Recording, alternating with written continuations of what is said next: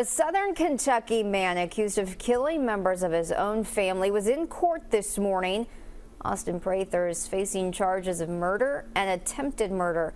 Police say he killed his father and grandfather and tried to kill his grandmother.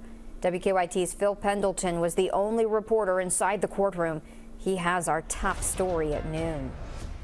It was all procedural and very quick in a almost empty Pulaski County courtroom. Austin Prather, the only case that was called at 10 o'clock this morning. And this case follows a bizarre series of events that began in early November. Crimes that were committed, police say, at Austin Prather's grandparents' and his father's home. Prather was in the Pulaski County courtroom for just a couple of minutes on Wednesday morning, and after telling the judge that he didn't have a job, two public defenders were appointed as his lawyers.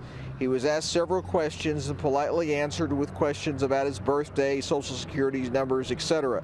Now, Prather is accused of killing his father, Ardith Trey Prather III, his grandfather, Ardith Ray Prather Jr., and shooting and stabbing his grandmother, who survived.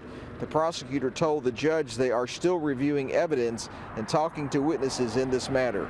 Your Honor, discovery will be ongoing. There are several items that are still being examined. I would ask the court to set a pretrial conference 2 months out. During that time, I'll be meeting with the victim's family. We will be filing notice of statutory aggravators. We still don't know much about the motive. There's been a lot of speculation on why Prather allegedly committed these crimes, but according to the indictment, Prather is charged with robbery in the first degree, his grandparents being the victims, and he's also charged with tampering with physical evidence. Pulaski County, Phil Pendleton, WKYT.